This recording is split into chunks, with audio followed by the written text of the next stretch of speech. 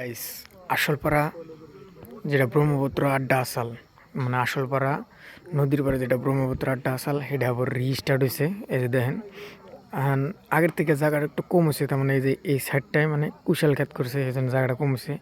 কিন্তু পরবর্তীতে জায়গা ওই যে ওইদিকে মাথাগুড়ি আছে, মাথাগুড়িকে নিয়ে কাইটা ফালে যখন মাটিটা নিয়ে যাবো তখন একটু ওগুলো বাড়াইবো। আর বর্তমান মানে এইখানিতে করছে।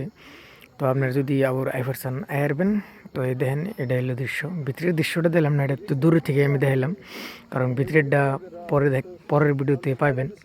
এই যে দেখেন, মানে স্টার্ট করছে আজকে 2-3 দিন ধরে। তো আমরা আজকে রাত করে আইলাম।